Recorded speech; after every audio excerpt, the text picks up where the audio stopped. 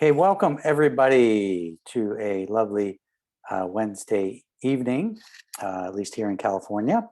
My name is Randy Salem, part of the steering committee of Business Climate Leaders, and very pleased to have with us Rick Grimaldi. So I will get to Rick in just a second, but I figure while we're waiting for a few other people to come, I just wanted to share with you our new Business Climate Leaders introductory video, which would take 90 seconds. So here we go.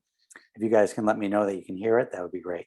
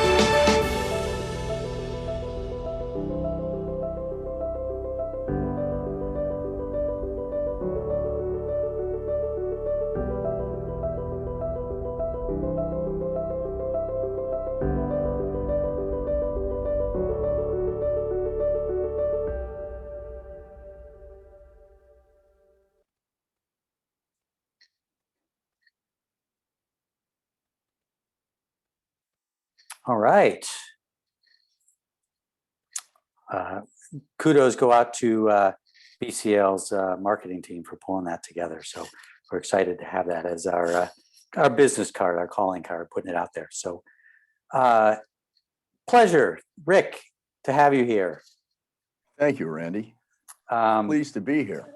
Thank you. So Rick Grimaldi is a partner, a lawyer, a partner with the firm Fisher Phillips, as you see right there in Philadelphia, the city of brotherly love right there behind you. Beautiful cityscape there. So Rick has been involved in a number of groundbreaking cases relating to labor law. He represents employers in helping them with labor issues and also helping them be better employers. And he is also a radio personality. He was formerly, which is very interesting to me, was formerly a counsel to Republican Governor Tom Ridge in Pennsylvania for 4 years.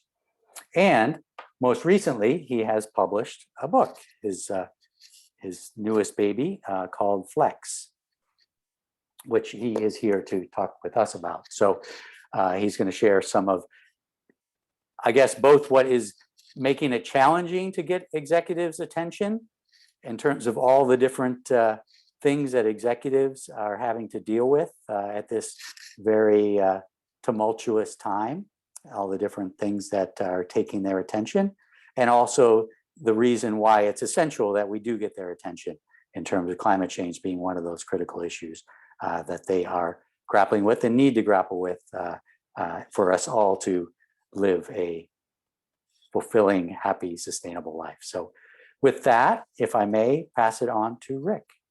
Thank you again, Randy. I appreciate it. Hello, everyone.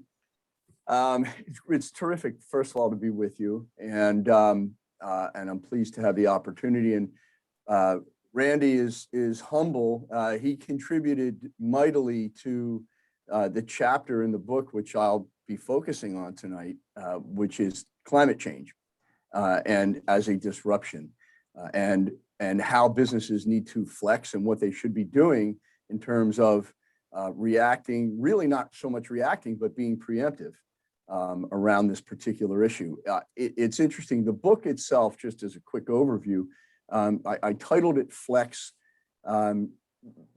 specifically because, well, one is I thought about pivot, but there are about 1,000 books called Pivot, and you can pivot and still be in the same place. And I think that with the types and the speed with which we're seeing disruption, both societally and in the workplace, I think being flexible, being able to be nimble is absolutely critical. And it really is an overview. Each chapter talks about sort of different types of things that are occurring. There's a discussion of demographic changes, educational changes, the gig economy, the rise of technology, a whole host of things.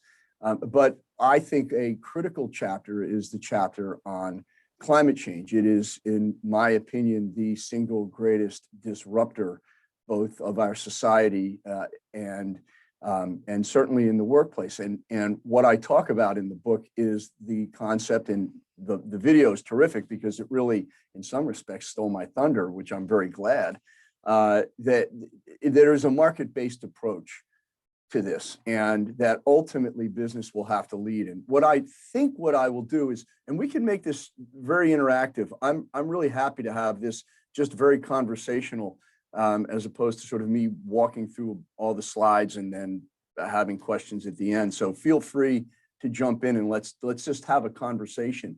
I think it's better for all of us to do it that way. Let me attempt to get some screen sharing here. And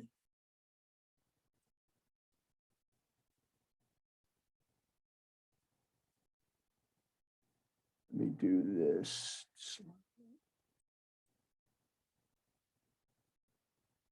Okay, can everybody see that? I'm assuming I'm sharing. Yes. Okay, terrific. I can skip the first couple of slides for sure here. So and look, a lot of this you folks will already, I think, are aware of, you'll know about, you've been working. Some of this is going to be redundant. The point of the chapter in the book, and really the book, is to present ideas and put them out there for folks that may have not really thought about it the way they should. And to just offer some options, some things, some ideas to think about, some key points that they can embrace, that businesses can embrace and business leaders can embrace, and really to attack the threat that is in fact an existential threat. And so it obviously it threatens our survival, but it is really squeezing the bottom line in a wide range of industries. And I really believe that, and I think that's pretty consistent with what your message is that we need bold change and bold ideas, and that is going to require a national commitment. In my opinion, government has not led. And what do I mean by that? Well, if you really could witness the recent climate summit, and there's a huge hesitancy for countries around the world to buy into the proposition that America is back and ready to lead on climate, and at least politically. And there are obvious reasons for that. All right, we go into Kyoto, I think, in the Clinton administration. We come out of Kyoto in the Bush administration. We go in, to Paris in the Obama administration, come out in the Trump administration. So there's no consistency. And so there is a hesitancy to buy in. And so because of that, I think that businesses have to fill the void. Business is going to have to lead.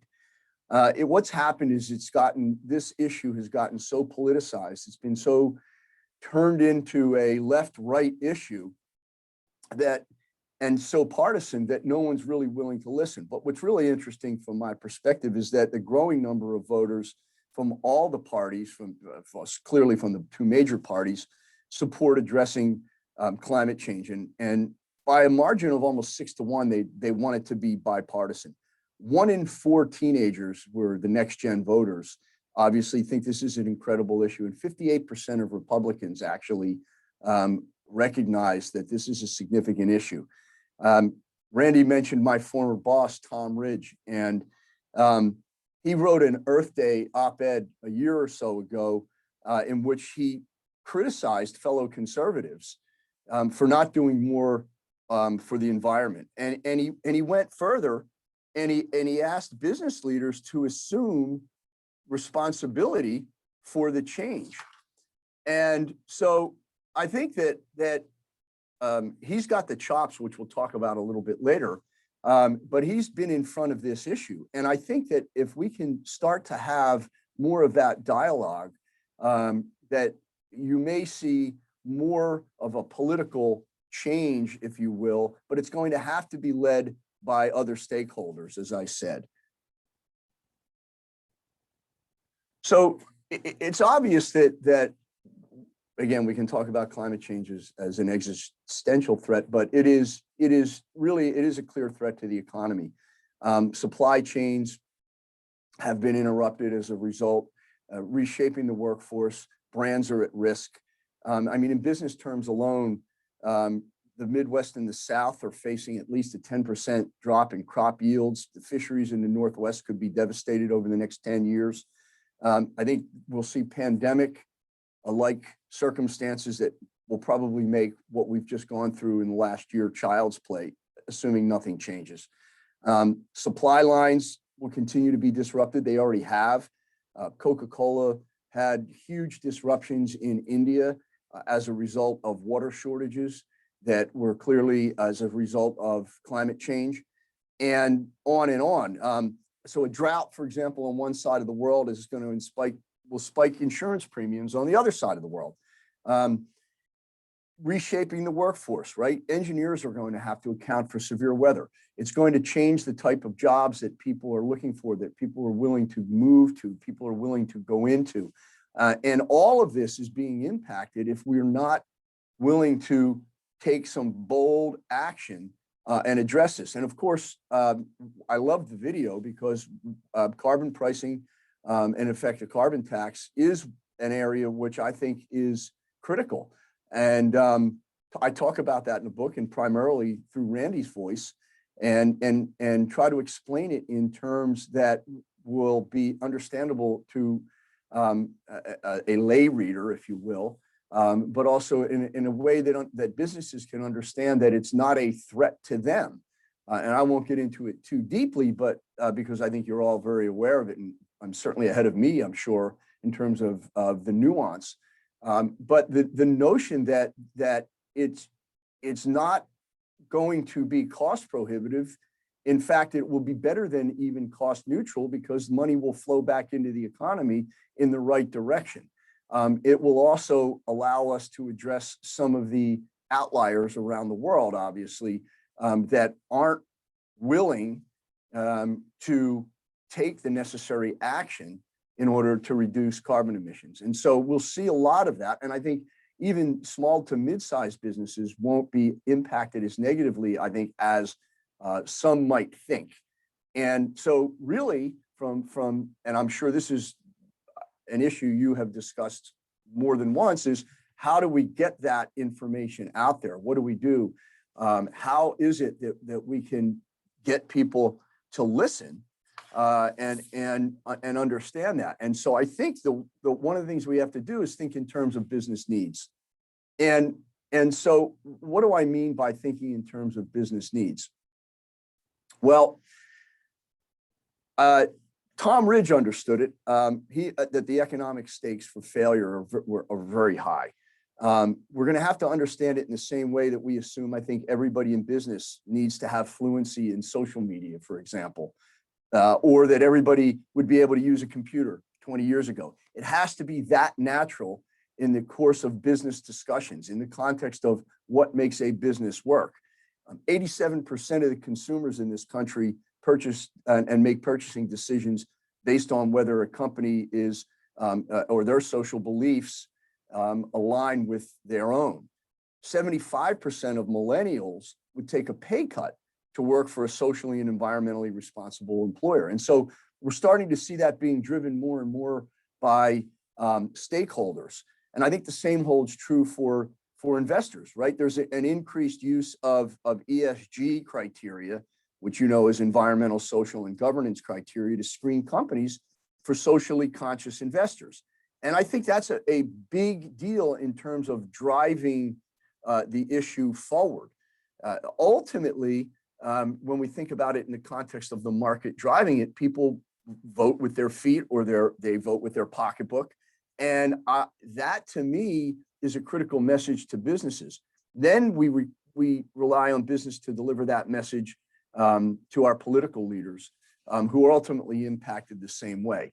And I think we're seeing it, if you just to broaden this, if you think about it in the context of the social justice movement that we're seeing right now, you saw this in Georgia.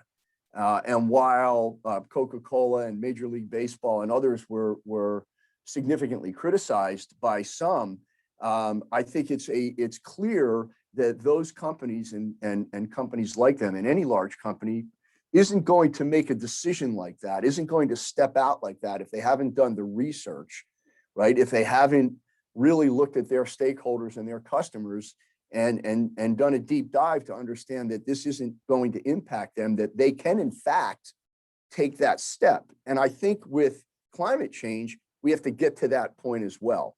We're starting to, more and more companies are beginning to sign on. But I think that message has to be driven. And the only way that can be done is by the pressure that stakeholders would put on those. And by that, stakeholders, obviously, it's customers and shareholders. And so one way, I think, to work with certain companies to help them deliver the message is to work through shareholders, to work through investor groups, to work through companies and investment houses that are interested in pursuing socially responsible investments. And I think we're starting to see more and more of that. But it's very clear that at this point, that American industry has to continue really to flex on this particular issue.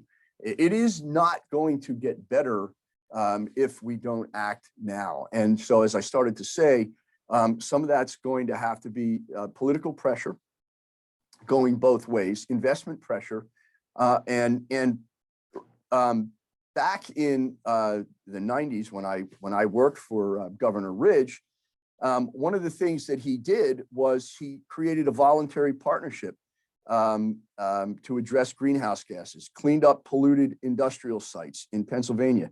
He created a revolving loan fund for clean water. He allowed industries in Pennsylvania to take ownership. And remember, this is a Republican governor, moderate, certainly moderate in today's world, but conservative from a business perspective. But he allowed industries to take ownership, to audit themselves, to clean up sites in Pennsylvania without immediate government intervention. He offered a very free market approach through partnership with state government that wasn't driven by government overreach. And I witnessed it firsthand. And he created a $650 million investment program called Growing Greener. That was, and in fact, that's increased over time. It exists today to clean up parks, rivers, streams, trails, restore watersheds in the Commonwealth of Pennsylvania. And it was bold, and he was criticized for it, but he was able to do that and still drive business.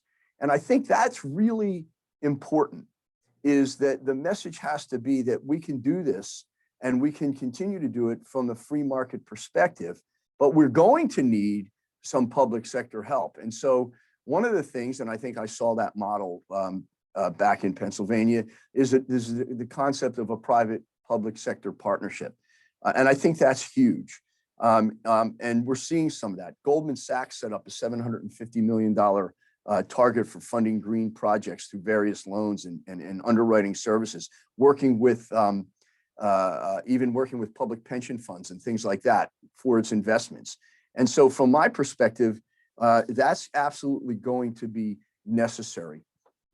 I don't think we can get to where we want to be without working hand in hand with the public sector. And that includes a heavy lobbying effort But I really do believe that, again, politicians pay attention to what they see in terms of public opinion, and public opinion can be driven hard using businesses as the lead. And let me stop there and sort of throw it out to you all and ask if you have any questions, comments. Let's talk a little bit about that. I know you do a lot of work in that area, but that's what I've observed through just researching and working on this particular chapter in the book.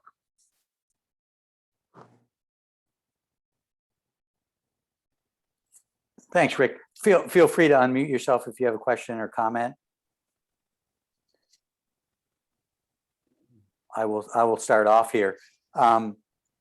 Yeah, it's this chicken and the egg situation. I know that and have known it. You're right. Where we always, 5 years ago when I got involved in this, it was like, okay, we had a prescription, which was carbon fee and dividend, as a philosophy. And we said, okay, once there's actually a bill, then companies will come on board. And then once there's a bill, then it was like, okay, well, actually, once there's a bill in the Senate, and then you say, okay, and then, oh, well, actually, once it passes committee. So it's kind of always kicking it down the road. And Right. Companies are just, we have such a hard time getting them to, no company I've ever met with denies in any way what's going on. They're already, greening up their business sustainability, but getting them to step out on advocacy, to talk, to put themselves publicly or even privately, put any effort behind, talking about climate to legislators, or even to the point of, putting money and their government relations folk behind that is really hard. So, what I'm hearing from you, it's we got to push on the other end. We got to push from the end of investment, in terms of getting investors to pressure, or customer pressure that they need, or employee pressure. I think that's right. And I think that again, I'll use that example that we just saw in Georgia with the voting rights legislation down there. And there's tremendous pressure. And I think that pressure, again, American business and any business really oftentimes they have certain limited funds to devote in limited places. And so to your point, well, we're not going to, get out and overtly actively advocate on behalf of, let's say, carbon pricing or something like that. But if there is pressure from their customers and their stakeholders, I think they'd be more likely to do that. If there's a business proposition in it, and I know that sounds cold because we'd like to think from an altruistic perspective, everybody ought to be looking at this and going, well, wait a minute, and certainly I think this matters, right? We all have kids, we're all, or grandkids, and so it's going to impact them, and certainly business leaders do as well. But I think that we have to drive it as a business proposition. And so to your point, Randy, we can do that through the customers. And I think that with the way demographics are changing, and I mean significantly, there is a sea change in terms of what, and I'll say millennials and Gen Z voters and employees and customers, what they think. And they are really driven hard by how they view a company. And just to take it out of the context of this specific discussion, but we're seeing even where if somebody walks into a company and that company doesn't reflect what their reality is, which is a more diverse group of friends, a diverse, wider social circle, a diverse schooling, all of those things, they turn away from that company. And I think we can drive that same message with regard to climate change. That's why it's in the book. To me, it's an important driver because it is obviously the events themselves are significant disruptors in the worst kind of way. But we can create disruption around the change. And I think combined with the demographics that we're seeing and more pressure from stakeholders and from investors, you will begin to see that. Now, how you get to have that conversation, it might be, and maybe this goes back to your chicken and egg, but it might be that some of that pressure has to happen first. And then it's easy to follow on and say, look, you're starting to see this change. It's impacting your customers. They're turning away from your product or from your services. There's a way to avoid that, and this is what we're trying to do. It's something that I think we need to think about, constantly thinking about it in the context of looking at it as a market-driven approach. I think it's worked in the past, certainly on any number of issues. If you think about it, even in terms of the changes in this country, civil rights changes, with Title VII, the Americans with Disabilities Act, things like that ultimately get changed because of economics. They are ultimately, while government sort of gets behind them, government doesn't necessarily lead the way. Business, I think, leads the way, but business has to get that pressure. And there was a time where advocacy groups, for example, for people with disabilities, pushed hard and turned away from a lot of businesses. They put pressure on government. And you can remove, look, we're in a very hyper-partisan environment right now. It's an understatement. And but the key is to try to change the language and remove some of the hyper-partisanship. That's what happened around the ADA. If you think about it, it was a Republican president that signed that into law. Go back as far as Richard Nixon and the EPA. So we can get away from looking at this as a Republican and a Democrat issue, or a liberal or conservative or right wing or left wing. That, I think, is a big driver, and that is going to require driving the language, because I think whomever owns the language is ultimately going to be able to drive the change. It's a very long-winded answer to your question, but I think all those things matter. A great one. No, great answers. Charlie from Houston. Yeah, hi. Just wanted to mention a subgroup that's in BCL, which I'm a part of. It's called the Brewers group. Do you know about that? The Brewers, as in like the Brewers As in the beer brew. Yes. Yeah, well, it's interesting you should say that, because there is a Pennsylvania version of those and of that group, and our firm is involved with the Brewers Association. Let me just mention that is the biggest thing we use at tabling. There's a fantastic single page document, and I can put the link in the chat. Single page, and the top of it says climate change effect on beer production. Okay, and when I put a stack of that stuff out during our tabling, it's almost always all of them are gone. Everybody's like, okay, clean air, clean water, beer. Wait a minute. Now it's important, okay? And the fact that it's stated so well, it gets the conversation going. It goes back to the point that you were making and everybody here has had, and that is find something that people care about, and everybody seems to care about beer, okay? And so what we've done is we have what we call the third coast, which is Houston and Louisiana and Missouri? What? Missouri. Missouri, thank you. We call ourselves the third coast, and we have a conference and everything with CCL. And anyway, we've signed up. I think we're up to 200 breweries have signed on to the bill as an advocate. And as I say, getting the conversation going. Beer, I highly recommend it as a starting point. The brewer thing is not just for beer; it's also for coffee and for wine. For those people that may not, want to get into the alcohol thing, but you can talk about the coffee too. And once again, that's a topic that everybody can understand, and it's nonpartisan. Key point, which is of course why I love the CCL stuff so much. Anyway, throwing that out there. First of all, I love that, and please put that link up. I'd love to have that link. I'd like to share it with my colleagues here.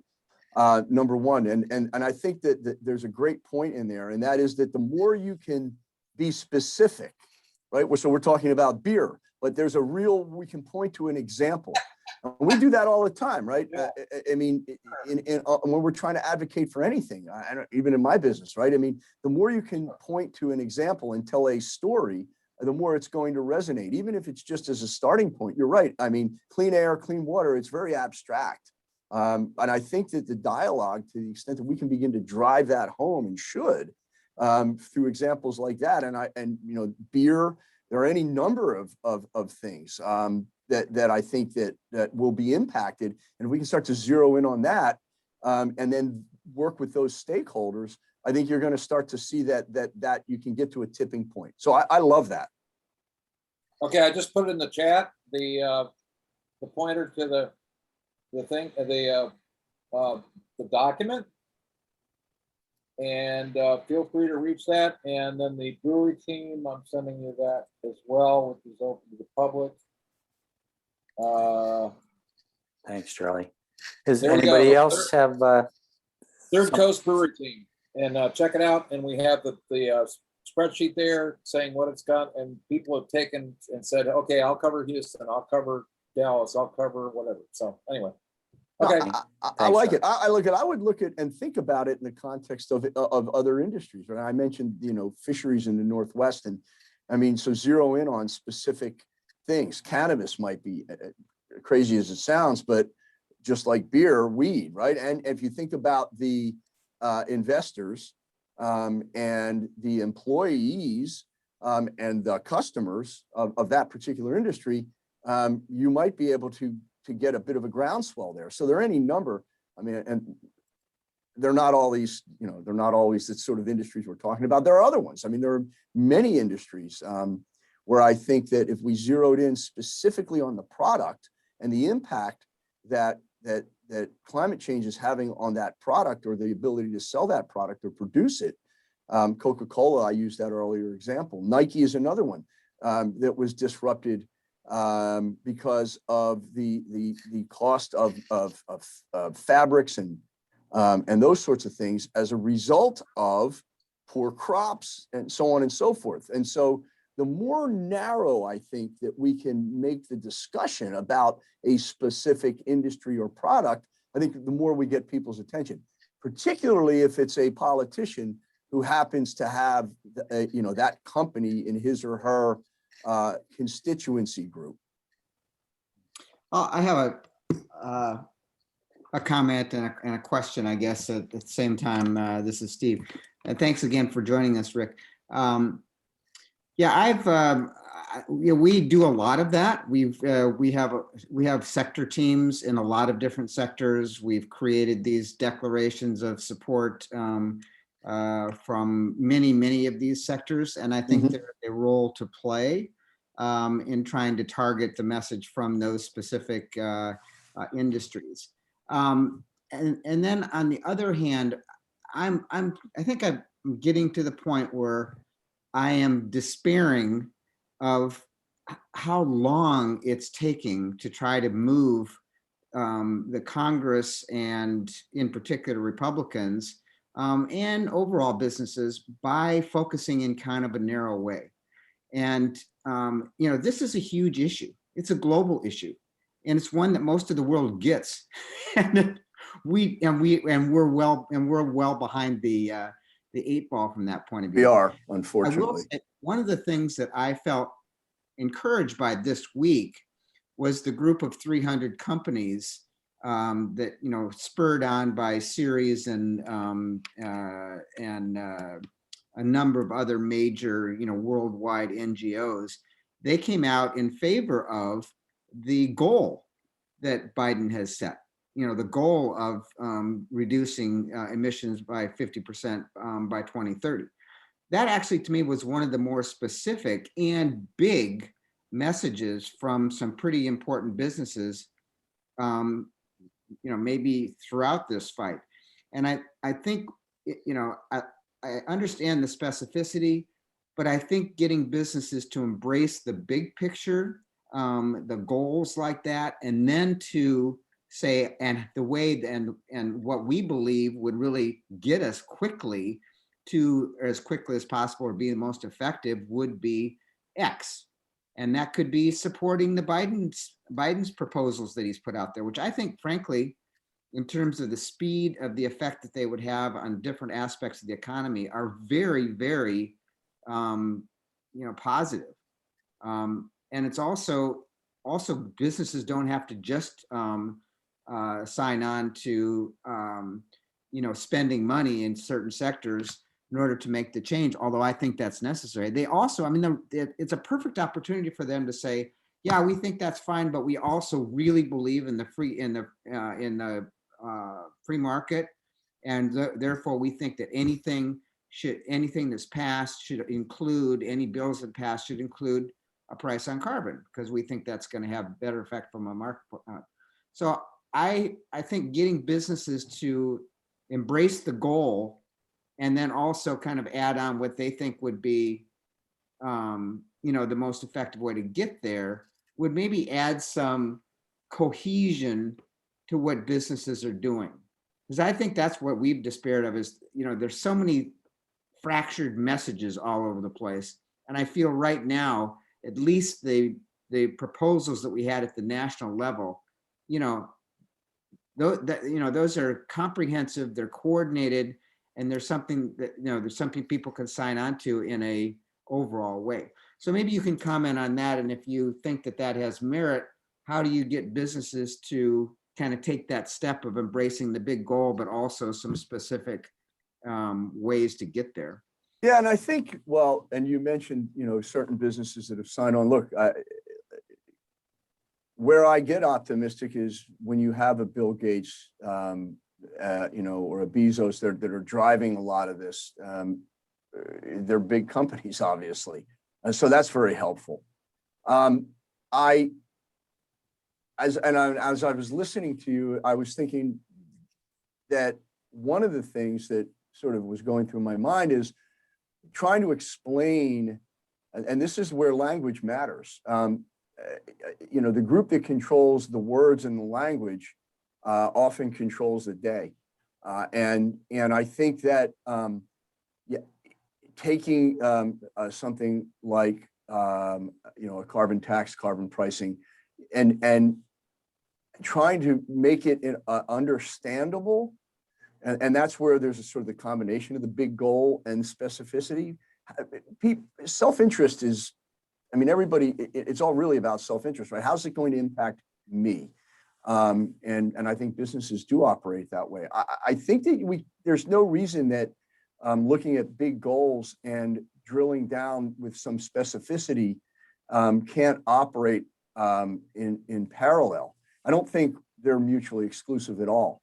And again, as you were talking, and I was thinking about, again, going back to the social justice movement and going back to how big changes ultimately happen politically, it's always a combination of things, right? If you think about numbers of people in the streets that peacefully protest, that has an impact.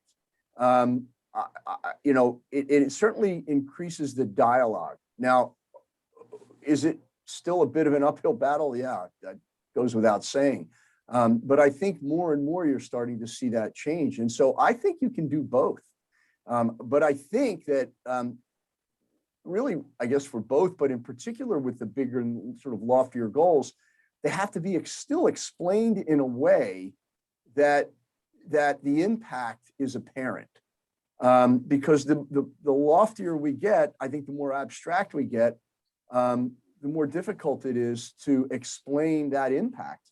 Or I guess conversely, when we're talking about something that can be complex to the average person, has to be explained in a very clear way, and over and over and over again, because that repetitive nature will start to drill and start to impact some change, I think. If you look at, and I'll toot Randy's horn again, in the book, I think there's a good explanation of the carbon tax and carbon pricing. And I even asked him at one point, well, this sounds an awful lot like a tariff, which is, not something that is very popular in some quarters. And there's a great explanation that he provides about why that it may be, but what the end result was, and it's in lay terms. And the more we can do that, I think the more we're going to get people to listen. And I think that's really important in those sort of broad strokes that you were talking about. If I could, Rick, I'm sorry I was late to this, but here's, what New Hampshire was doing is basically a bumper sticker campaign. I want my carbon cash back. I don't know that we've emphasized the cash back, the rebate quality nearly enough. I think That's a big deal. It's explanation. Yeah. Give me my carbon cash back, charge the polluters and give me my money. Well, And that's right. so that gets it simple. And the other thing that I wanted to say is that the message, if you could put it in one word, the message of Biden's climate summit was urgency. Yeah. And we've got urgency like nothing else. In 9 months, you could be charging that tax and sending people checks. 9 months after enactment. It's written in the bill. I love it. Right. This has been the obvious issue in our country is that we need to stick. Right. I mean, what he's doing is bold, and we've got it, and there's got to be legislation to that effect, and it's got to stick, because there's still tremendous resistance, which is amazing to me considering, and I think I forget who said it, but I can't, at this point, how can you deny the science? People do, but it's the obvious is the obvious. But I think I love that. I mean, a bumper sticker campaign is critical. The cash back piece is huge, and I think that gets lost. And that's what I meant about whoever controls the language, the words, can win the day. And the more simple message that you can drill down, the more support you get. And I think that's, and it's going to be up to the administration to try to sell that as well. But obviously stakeholders such as this group will play a huge role in that.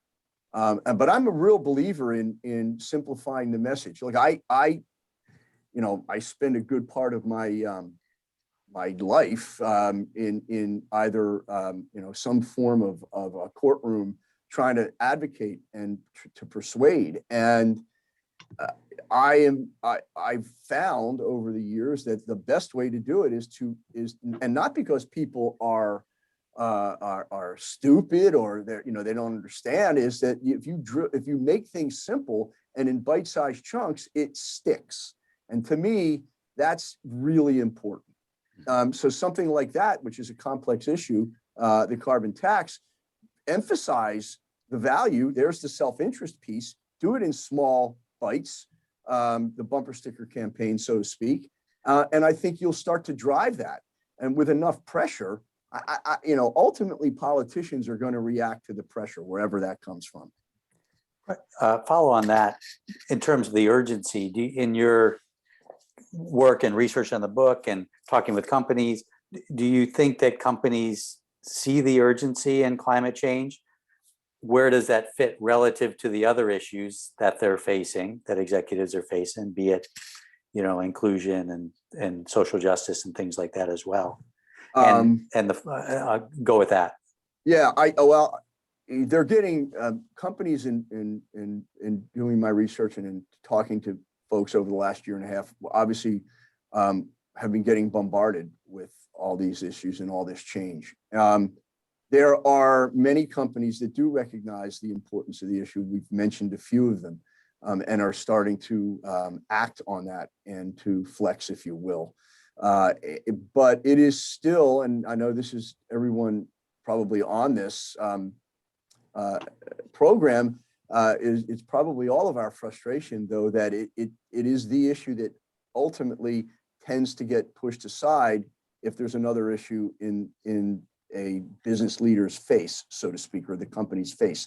And that's where I think, again, continuous pressure and recognizing the urgency and showing the examples of change and the self-interest and the impact, right, become important, because that will keep that issue in the forefront, and companies will dedicate money, resources bodies, so to speak, in terms of lobbying for that change. If it looks like, and again, it's about controlling the message, that it's going to cost them, significantly from a profitability standpoint, then they're going to be resistant.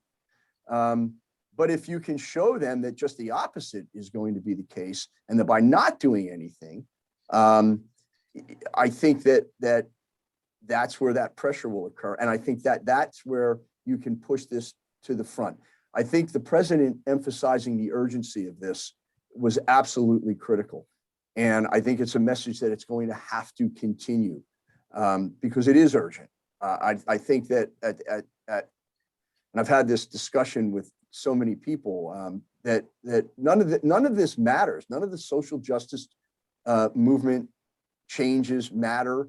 None of the great advance that we're seeing in AI and technology, none of it really does matter if we don't address this issue. And so this should be at the forefront. The other thing is, what's the opportunity to make money?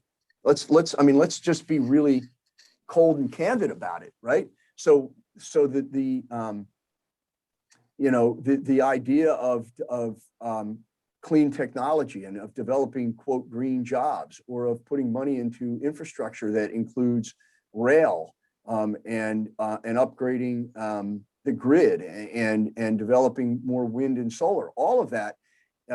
If there's money to be made there, then in fact, you're going to see a significant tipping point toward those industries. And that is going to drive that change.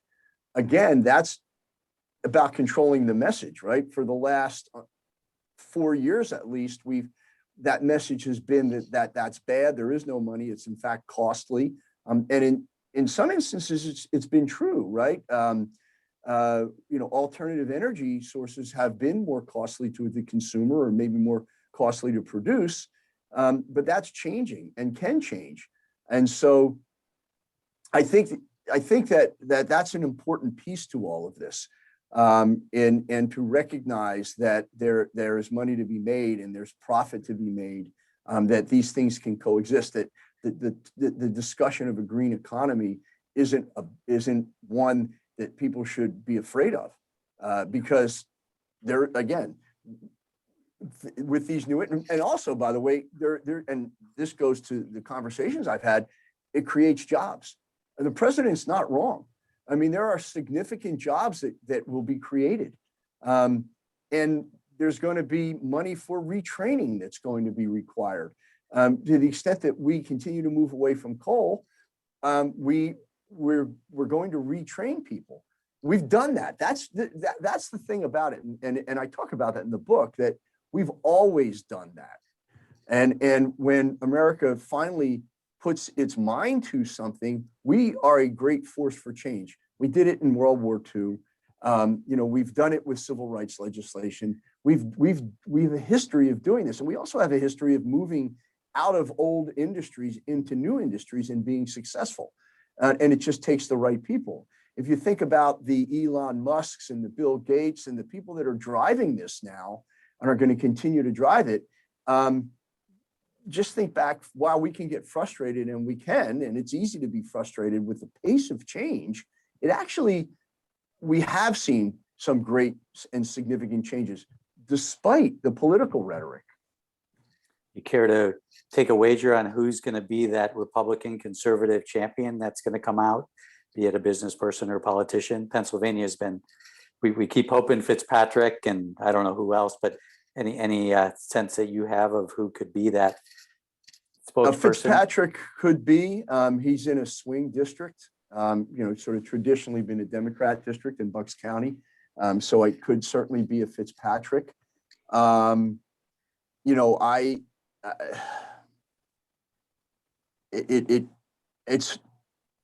It's gonna, unfortunately, it's going to be people that tend to be more moderate that are going to be impacted, again, in their districts or in their state.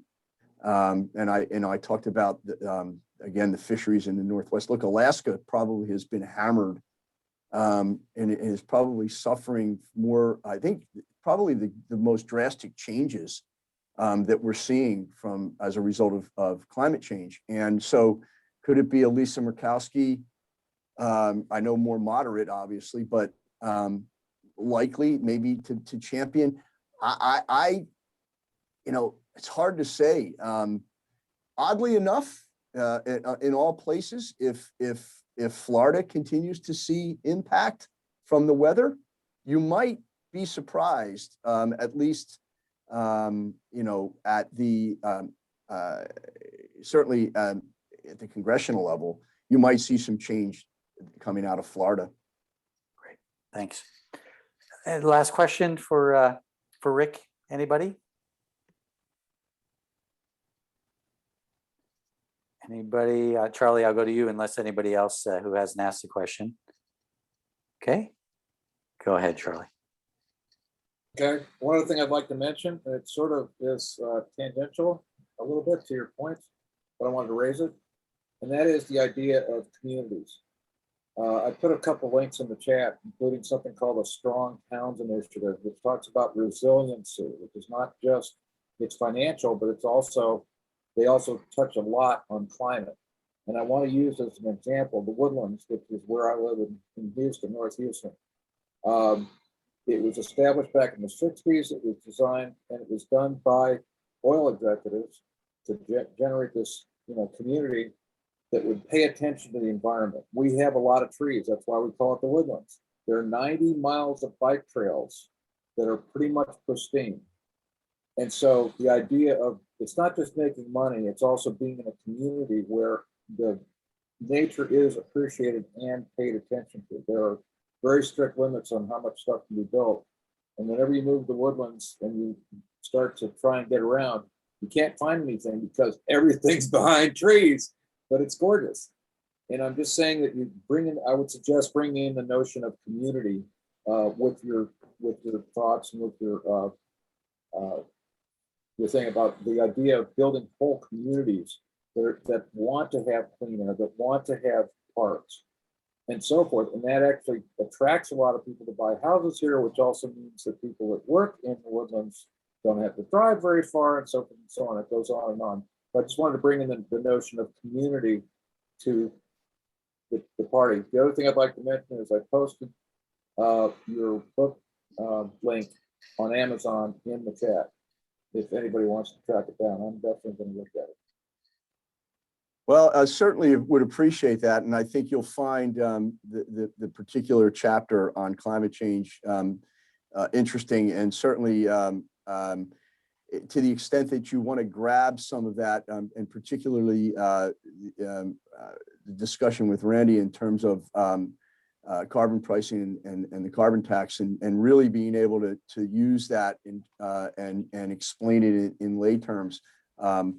I'm particularly proud of that entire chapter, but particularly that section. So that would be great, and I appreciate you putting the link up.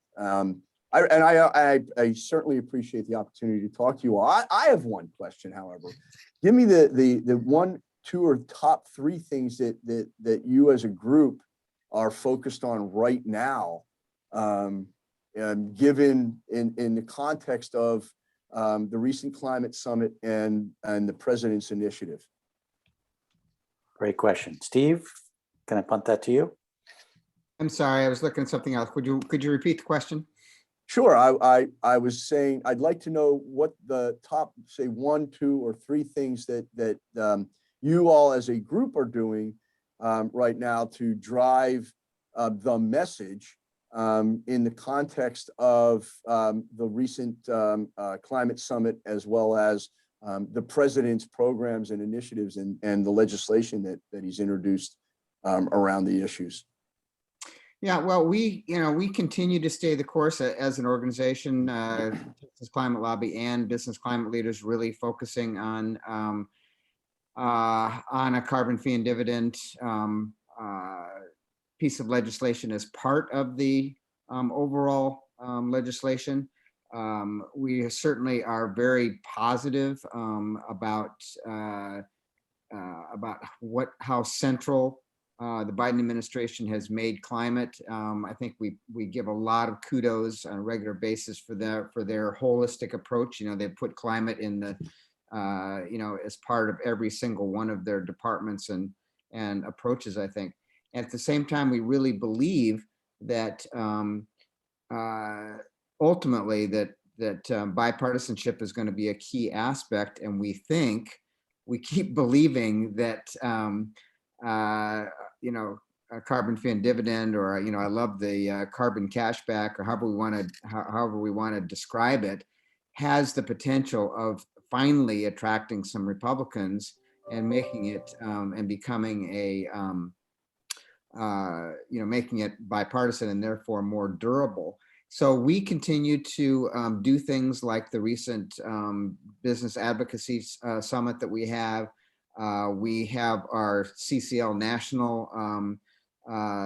national summit coming up in June, which we will use to once again meet with every single member of Congress and continue to educate them and urge them to pass a carbon fee and dividend bill. So we're staying the course. At the same time, we try to be really positive towards what we're seeing in the happening at the government level without alienating Republicans who we're trying to bring on board. So It's a challenge, yeah, for sure. Look, let me know what I can do, honestly, to help and spread the word. And I love, I'm really about the use of words, and carbon cashback really flows. Yeah. So Great. Yeah. A couple things. One is, Rick, definitely Pennsylvania and Pennsylvania senators are ones we'd like to move. So call your senators and ask them to introduce some carbon pricing legislation or support the Energy Innovation Act. That's definitely a piece. And the bill was just reintroduced by Representative Deutsch. I guess it's now probably been a month, but 3 weeks or a month ago. So we're pushing to get more sponsors. We have 40 co-sponsors of that right now. So really trying to find ways to get carbon pricing included and slipped into the infrastructure bill and program, jobs bill. So that's kind of area of focus. perfect. With that, great thanks to Rick. I really appreciate you being here. Really appreciate your book, Flex, and appreciate you including climate, of course, in it, and the work we're doing. And thanks for joining us and sharing your thoughts and encouraging us, pushing us on to keep going. Well, thank you guys, and really keep up the work. And it's obviously, we all know that it's a fight that we need to take on. So I appreciate the work you all are doing, and appreciate having the opportunity to share some of my thoughts with you all. yeah. Thanks so much for joining us.